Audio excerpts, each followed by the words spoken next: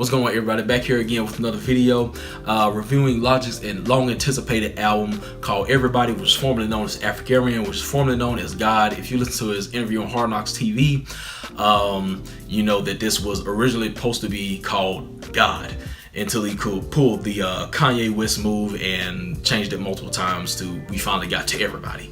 But one thing I want to talk about towards the end of the video was this album appropriately titled? And I'm going to give y'all my answer. It's not going to be a gray wishy-washy answer. It's going to be yes or no, black or white, and I'm going to give y'all my opinion on why it was or why it wasn't appropriately titled. So stick around for that.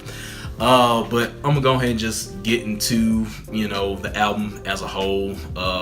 Technically, you know, lyrics, production wise, stuff like that.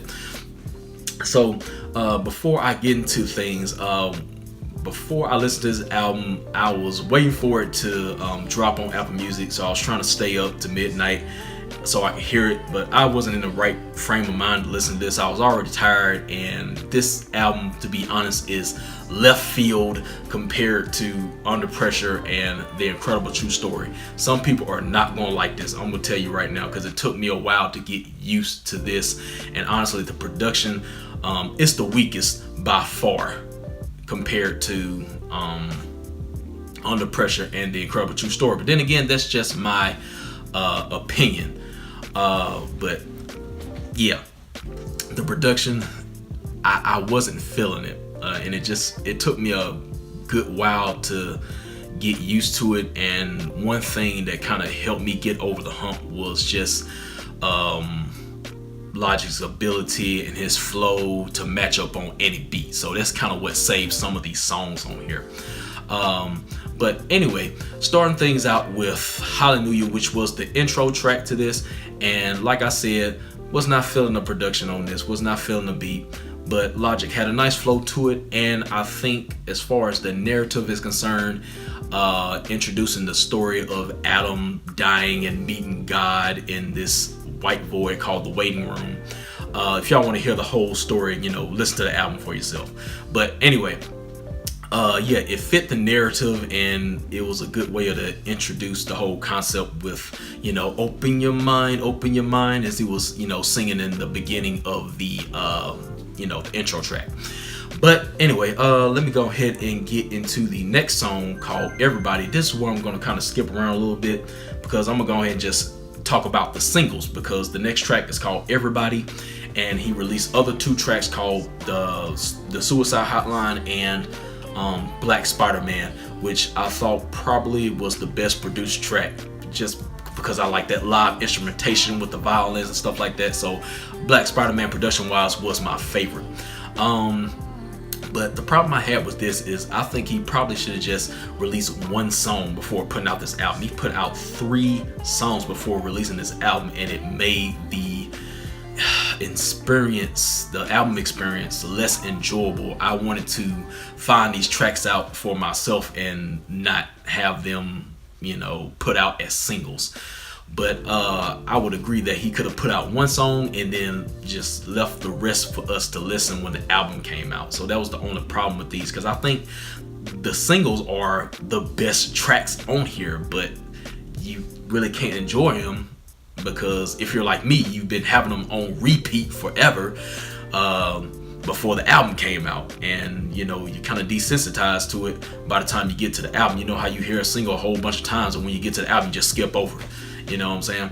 So yeah, but with that being said, I want to speak on Africaryan, which is the last title track of the album, and I think it's a great outro, and I was anticipating this song as well. I knew it was going to be on here, and I heard a snippet of it from Bobby Tarantino, and I couldn't wait to hear it, and I like the full extended version of it. I love it.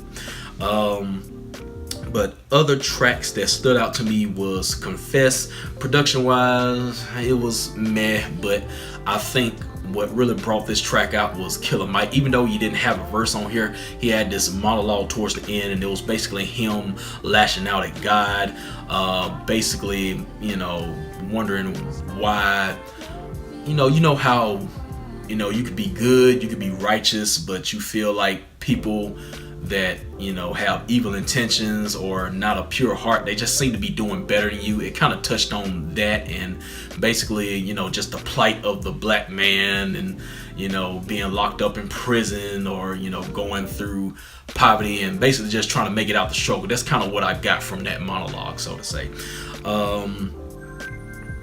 But also, let's see, Killing Spree was okay. I still don't really get the concept of that song, to be honest. I kind of do, I kind of don't.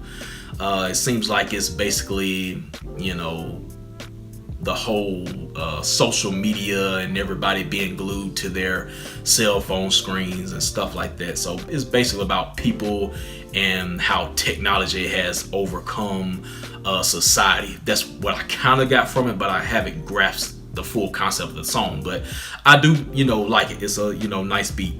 Let's see. Other than that, like I said, I like every track on here, but just some stood out to me more than others. Most definitely was cool. Take It Back. I like that song too. And on some of the songs, I like how Logic, you know, kind of mixed and scratched, and, you know, how they engineered, you know, his voice sometimes, like with Take It Back, it's like get the get, or like on Everybody where he says that line, everybody know you ain't about it, everything you talk about that I can live without it, or whatever, you know. I like, you know, how he mixes and scratches his voice on certain tracks and stuff like that. So you hear that a couple times throughout this album. But other than that, that's really it. There's nothing else for me to really go over. Overall, I thought it was a decent project. I don't think it's going to be on repeat like I had Under Pressure or The Incredible True Story. I think some of these, sound-wise, belong on a mixtape or something like that. This is something I probably would expect to be on Young, Broke, and Infamous, or Young Sinatra or something like that. But anyway, yeah, that's pretty much it.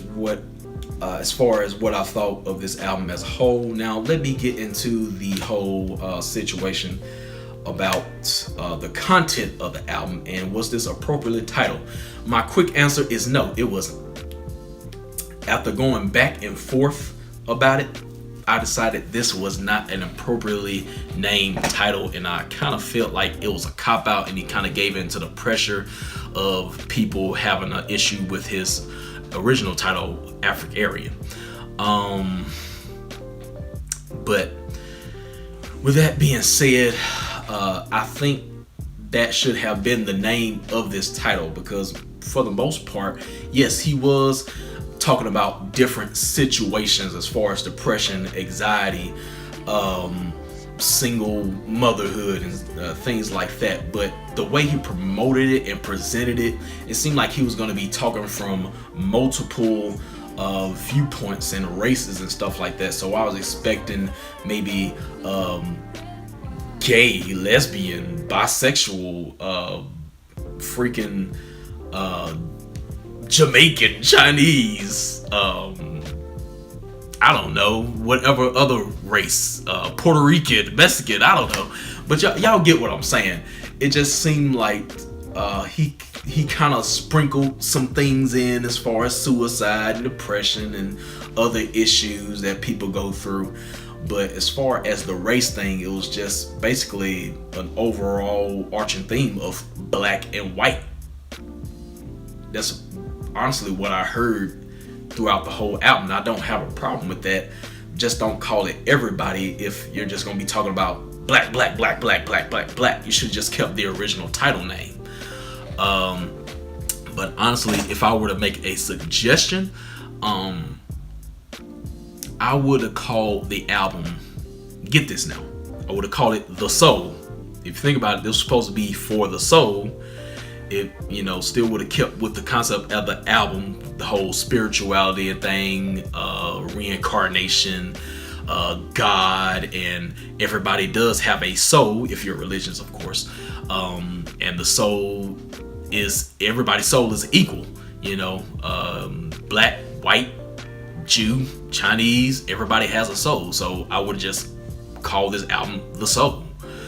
Because when you think about everybody, you think about every race, creed, color, all that stuff like that, and you just get an album just for the most part just talking about black issues. So you know, that's my opinion on it.